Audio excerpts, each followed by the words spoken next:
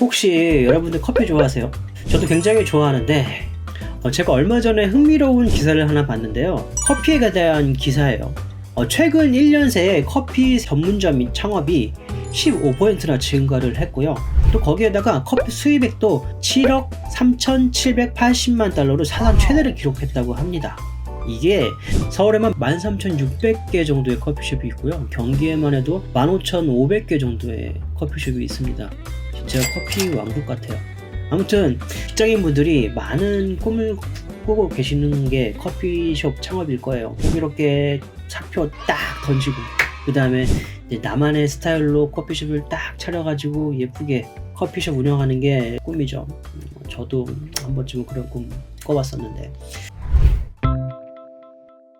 근데 이제 이런 커피숍을 처음부터 옛날에는 막 커피숍 체인점 해가지고 막 20평, 30평짜리 커다란 커피숍들 많이 차리는 추세였는데, 제가 봤을 때는 요즘 커피숍의 트렌드는 뭐 한 8평에서 10평 정도 되는 자그마한 커피숍, 그러니까 1인이 운영할 수 있는 커피숍을 소규모로 저자본으로 창업하시는 분들이 많은 것 같아요. 그런 것도 트렌드고요.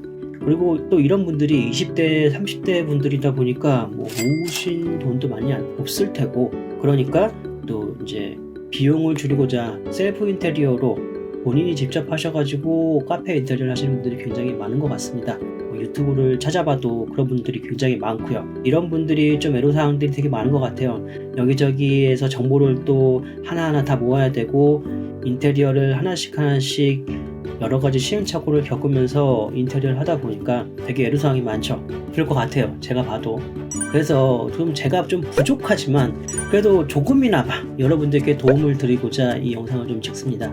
얼마 전에 커피숍 인테리어를 하나 했어요. 같이 일하시는 실장님이랑 둘이서 인테리어를 진행을 했고요. 거의 셀프 개념으로 했어요. 전문가적인 입장이라고 하기보다는 이 비용을 절감하는 측면에 내 몸을 때워서 하는 쪽으로 했기 때문에 여러분들께도 많은 도움이 될 겁니다. 이게 정석적인 방법이 아닌 거는 우선 밝혀드립니다. 인테리어는 돈을 쓴 만큼 퀄리티가 나오는 거예요. 전문가의 완성도나 그런 퀄리티를 바라지는 마세요. 만약 그런 퀄리티를 바라신다면 제대로 된 돈을 들여주셔가지고 제대로 된 인테리어 전문가를 고용하셔서 작업을 하셔야 되고요. 지금 제가 설명드리는 거는 가급적이면 비용을 줄이면서 최대의 효과를 낼 수 있는 그런 방법만 말씀드릴 겁니다. 네, 그러면 한번 진행을 해볼게요. 먼저 카페 인테리어 시 꼭 체크해야 될 사항들에 관해서 한번 좀 짚고 넘어가 볼게요. 만약에 커피숍을 한다고 해서 좀 상담을 좀 하다 보면은 아무것도 없이, 공부 없이 그냥 예쁘게 해줬으면 좋겠어요. 아니면 사진 몇 개 이렇게 가져오셔가지고 이렇게 예쁘게 해줬으면 좋겠어요. 이런 느낌만 있지, 어떤 기본적으로 갖춰야 될 것도 갖춰놓지 않은 상태에서 가게 자리만 일단 덜컥 계약하고서 카페를 창업을 계획하시는 분들도 많아요. 근데 이제 인테리어를 들어가기 전에도 체크해야 될 사항들이 몇 가지 있거든요. 그래서 그 중에서 중요한 몇 가지만 먼저 체크를 해보도록 하겠습니다. 먼저 급수와 배수 위치입니다. 은근히 커피숍이 물이 많이 들어가요. 커피 머신에도 들어가고요, 제빙기에도 들어가고요, 설거지하는 데도 들어가고요. 가게에서 어느 곳에서 물이 들어오고 어느 곳에서 물이 나갈 수 있는지 이걸 먼저 체크를 하셔야 돼요. 그리고 두 번째로 커피숍을 열면서 어떤 커다란 기계들이 들어오는지 다 미리미리 사전에 크기와 스펙을 다 정해놓아야 됩니다. 커피숍에 들어가는 전자기기들을 한번 꼽아볼까요? 커피 머신이 있을 테고요, 그 다음에 그라인더, 로스팅 카페라면 로스팅 기계도 있을 테고, 거기다 냉난방, 에어컨, 따뜻한 물이 나와야 되니까 온수기, 제빙기, 또 어떤 케이크라든지 샌드위치 같은 것들을 또 판매하신다면 쇼케이스도 있어야 될 테고요. 또 냉장고도 있어야겠죠. 지금 꼽은 것만 해도 꽤 많죠. 이런 것들에 대해서 어떤 스펙의 가전을 들여야 될지를 다 미리 정해 놓으셔야 이 머신들을 하나하나 다 배치를 하면서 인테리어를 할 수 있는 거예요. 그리고 세 번째, 전기 용량. 또 이게 커피숍이 또 은근히 전기를 많이 먹습니다. 머신도 전기 많이 먹고요, 로스팅기, 에어컨, 제빙기, 냉장고, 무조건 이런 것들을 다 하나하나 모으다 보면은 일반적인 뭐 옷가게라든지 작은 가게에서 사용하는 뭐 5kW 정도는 좀 부족한 감이 있고요. 한 10kW 정도의 전기는 필요하거든요. 근데 이제 이건 정확한 계산법이 있기는 하지만 대략적으로 얘기했을 때는 한 8에서 한 10kW 정도는 있어야 정상적인 좀 운영이 가능하다, 이렇게 생각을 하셔야 돼요. 그래서 무턱대고 가게를 먼저 임대를 해버리면 뭐 전기 용량 자체가 부족하면 전기를 또 승합이라는 거를 신청을 해가지고 전기 용량을 늘려야 돼요. 근데 이 비용도 발생을 하니까 처음부터 가게를 얻을 때 어느 정도 전기 용량이 공급되고 있는지 이것도 한번 확인을 해보시고, 그 다음에 마지막으로 전기 사용하는 위치를 먼저 다 정해놔야 됩니다. 동선이랑도 좀 관련이 있는 건데, 내가 어디에서 커피를 갈고 커피를 제조를 하고 또 설거지를 하고 이런 동선과 기계들을 어디에 놔야 될지에 따라서 전기 사용하는 콘센트를 어디에 놔야 될지, 어떻게 배치를 해야 될지 미리미리 다 정해놔야겠죠. 이런 이 네 가지들이 먼저 정해지고 나서 인테리어를 기획을 해야지, 먼저 그냥 예쁜 모습으로만 생각을 하고 있으면은 나중에 이 기계들을 배치하는데 상당히 어려움을 겪는다. 그렇기 때문에 전체적인 모습도 기계에 우선해서, 내가 드릴 커다란 가구라든지 기계에 우선해서 레이아웃을 잡아야 된다는 거, 이걸 꼭 한번 알아봐 주세요. 자, 그러면 어떤 부분이 셀프가 가능하고 어떤 부분은 사람들을 고용해서, 전문가분들을 고용해서 작업을 해야 될지 좀 얘기를 해볼게요. 먼저 한 8평에서 10평 정도의 커피숍이면은 셀프로 하면 한데, 그 이상으로 되면은 셀프는 좀 고려 안 하시는 게 좋아요. 왜냐면은 10평 정도가 넘어가면은 내가 할 수 있는 범위를 좀 넘어서게 되거든요. 뭐 10평 정도 넘어가면은 1, 2주 안에 끝내기가 굉장히 어렵습니다. 한 달이 넘어가시는 분들도 계세요. 그렇기 때문에 전문가 분들을 부르셔가지고 작업을 하시는 걸 추천드리고요. 이제 10평 아래의 경우에만 좀 말씀을 드릴게요. 자, 그러면은 먼저 철거입니다. 철거 같은 경우에는 자장창 다 부시고 드러내는 거니까 사실 뭐 망치 하나 있고 힘만 있는 장정들만 있으면은 가능은 할 수 있습니다. 근데 이제 먼지 뒤집어 쓰고 할 거는 각오를 하셔야죠. 굉장히 노동지벽적인 부분이기 때문에 할 수는 있지만 굉장히 힘들다, 그렇게 그냥 생각을 하시면 되고요. 그 다음에 설비입니다. 설비 같은 경우에는 웬만하면 안 건드시는 게 좋아요. 이 수도와도 관련되어 있는 거기 때문에 어설프게 작업을 했다가 잘못해서 뭐 이렇게 누수가 발생을 하게 되면은 굉장히 큰일이 발생을 할 수 있습니다. 제가 예전에 어떤 경우도 봤었냐면 2층에다가 커피숍을 만드는데 그 설비 작업을 본인이 하신다고 해서 다 연결을 했어요. 근데 이제 인테리어 작업을 하면서 그 수도관을 터트린 거죠. 제대로 연결이 안 됐던 거예요. 그래가지고 밤사이에 거기서 물바다가 돼가지고 그 샵만 망했으면 문제가 안 되는데, 그 물들이 양 옆에 가게, 그리고 그 아래에 있는 가게, 1층에 있는 가게까지 다 퍼져버려가지고 주변에 있는 상가까지 몽땅 물어줘야 되는 그런 경우도 봤어요. 그렇기 때문에 굉장히 조심하셔야 됩니다. 설비 같은 경우에.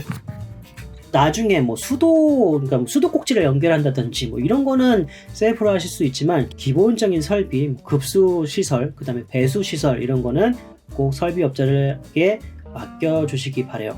그리고 지금 이거 말씀드리는 거는 공사 순서대로 말씀을 드리는 거예요.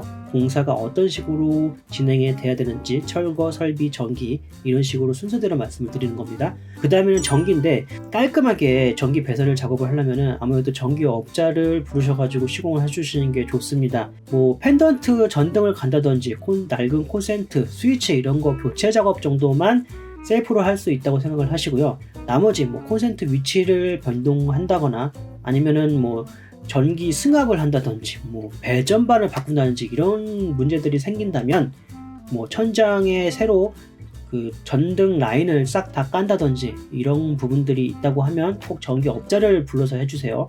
전기 같은 경우에는 누전 문제가 있으니까 아까 전에 얘기한 것처럼 누수처럼 누전 같은 문제들이 발생을 하잖아요. 그렇게 되면은 화재로까지도 번질 수 있는 부분이기 때문에 전기도 웬만하면은 업자한테 맡겨주시는 게 좋습니다. 그 다음에 목공이에요. 목공 같은 경우에는 기술과 장비에 따라서 많이 편차가 다른데요. 내가 뭐 여러가지 목공 공구들, 뭐 톱도 있고 뭐 전동 그 여러가지 목수들이 쓰는 공구들이 있어요. 이런 공구들을 좀 다룰 줄 알고 또 그런 공구들이 있다 했을 경우에는 목공을 하겠지만, 또 그렇지 않다면은 아예 목수분들에게 맡기시던지 아니면은 내가 만들고 싶은 가구, 특히 커피숍 같은 경우에는 카운터를 많이 만들잖아요. 그럼 이 카운터를 설계를 해가지고 재단만 목공소 같은데 해달라고 맡기시고 그 다음에 그거를 받아가지고 이 카운터를 조립하는 거, 이런 것만 셀프로 진행을 하시는 게 좋습니다. 그 다음에 이제 도장인데요. 도장 같은 경우에는 진짜 셀프로 하시기 제일 적합한 분야입니다. 제가 페인트를 많이 해서 그런 건 아니고 정말 그래도 이 중에서는 셀프로 하기 정말 쉬워요. 하지만 뭐 벽면에다가 새로운 가벽을 치고 거기에다가 뭐 퍼티라는 작업이 있어요. 그 퍼티를 하고 면을 고르게 만들고 거기다가 깔끔한 도전면을 입히고 이런 것들은 사실 개인이 셀프로 하긴 굉장히 힘드니까 이런 것들은 또 전문가에게 맡기시고, 또 예를 천정이 3m 이상 정도 되면은 천정에 페인트를 칠기 하기가 굉장히 어렵습니다. 굉장히 고된 작업이에요. 그렇기 때문에 편장이 3m 이상이 되는데 거기다가 페인트를 칠해야 된다. 이럴 경우에도 도장업자를, 페인트 업자를 부르시고요. 그렇지 않다면은 페인트는 셀프로 해도 무방합니다. 그리고 이제 바닥이 있겠죠. 요즘에는 좀 그래도 유행이 많이 죽긴 했는데 에폭시 시공 같은 거는 가능합니다. 철거할 때 바닥의 모든 부분들을 맨들맨들하게 싹 밀고 나서 이제 그 위에다가 코팅식으로 에폭시 올리는 거는 누구나 하실 수 있습니다. 어느 정도 기본 지식만 배우시면요. 그렇지만 이제 그냥 에폭시만 올리는 게 아니라 거기에다가 시멘트 스타코라고 하는 이제 무늬를 내는 경우가 있어요. 근데 이거는 또 다른 문제가 됩니다. 간단하게 성공하시는 경우도 있지만 이게 좀 환경이라든지 그 상황에 따라서 케바케로 굉장히 하자 발생률이 높아지기 때문에 시멘트 스타코를 바른다고 했을 때는 웬만하면 또 업자한테 시공을 맡겨주시는 게 좋아요. 그리고 또 하나 뭐 이제 셀프로 할 만한 거는 바닥 같은 경우에 데코 타일이 있어요. 데코 타일 같은 경우에는 뭐 본드 바르고 PVC 같은 그런 사각 타일들이 있어요. 그런 걸 그냥 접착해서 붙이는 건데 이런 거는 셀프로 좀 하기 편하니까 데코 타일은 또 가능합니다. 그리고 이제 나머지 것들 유리에다가 시트지 붙이고 간판 뭐 주문해서 조그만 간판, 입간판 같은 거 붙이고 손잡이 교체하고 전등 교체하고 뭐 소품 넣고 선반 달고 이런 것들은 뭐 당연히 셀프로 할 수 있는 거겠죠. 자, 이렇게 뭐 셀프로 가능한 부분 그리고 가능하지 않은 부분 뭐 이런 것도 좀 알아봤고요. 사전에 좀 지루하셨더라도 짚고 넘어갈 거 몇 가지만 좀 짚고 넘어갔고요. 다음 시간에는 제가 이제 작업할 현장을 보면서 이제 어떻게 디자인 컨셉을 잡아갈지 한번 같이 잡아가 보도록 하겠습니다. 그러면 다음 시간에 뵙고요. 지금까지 봐주셔서 감사합니다.